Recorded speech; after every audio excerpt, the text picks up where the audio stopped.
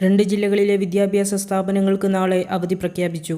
വിശദമായി നോക്കാം. ആദ്യം തന്നെ ഈ ഒരു വീഡിയോ കൂടുതൽ പേരിലേക്ക് എത്താൻ വീഡിയോ ലൈക്ക് ചെയ്ത് കാണുക. ഇതുവരെയും നിങ്ങൾ ഈ ചാനൽ സബ്സ്ക്രൈബ് ചെയ്തിട്ടില്ലെങ്കിൽ സബ്സ്ക്രൈബ് ചെയ്ത് തൊട്ടടുത്തുള്ള ബെല്ലൈക്കൺ എനേബിൾ ചെയ്യുക.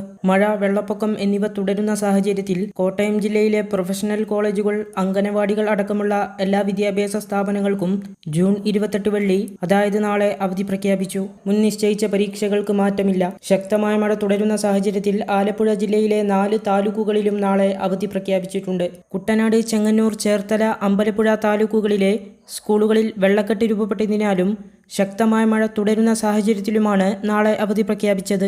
ഈ താലൂക്കുകളിലെ പ്രൊഫഷണൽ കോളേജുകൾ ഉൾപ്പെടെയുള്ള എല്ലാ വിദ്യാഭ്യാസ സ്ഥാപനങ്ങൾക്കും ട്യൂഷൻ സെന്ററുകൾക്കും അംഗനവാടികൾക്കും അവധിയായിരിക്കുമെന്നും ജില്ലാ കലക്ടർ അറിയിക്കുന്നു.